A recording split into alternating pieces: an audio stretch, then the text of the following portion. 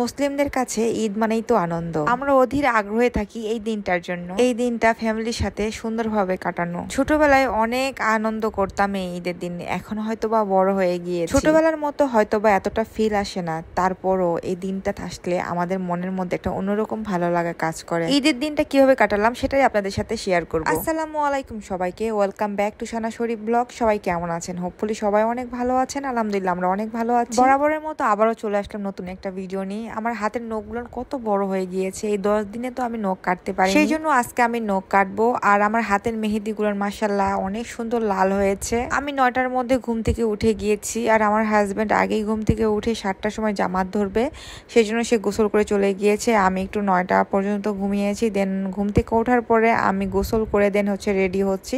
বাইরে গিয়ে আমার মাকে দেখবো যে আমার মা কি করছে। ঈদের দিন সবাই ঘুম থেকে তাড়াতাড়ি ওঠে, আর এইবার তো কুরবানি ঈদ। কুরবানি ঈদে তো অনেক কাজ থাকে।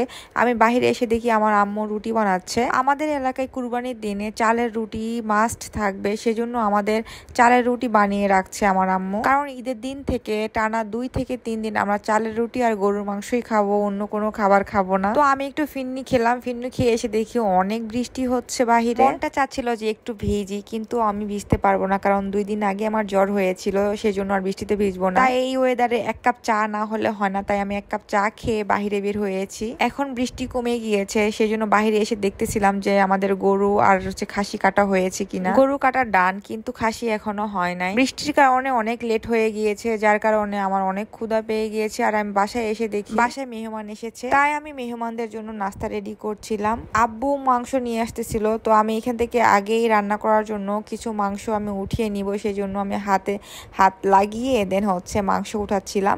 তো মাংস উঠানোর পরে আমাদের গরুর মাংসগুলো ভাগ করা হয়েছে, তো আমি সবাইকে নিচে দিতে যাচ্ছিলাম।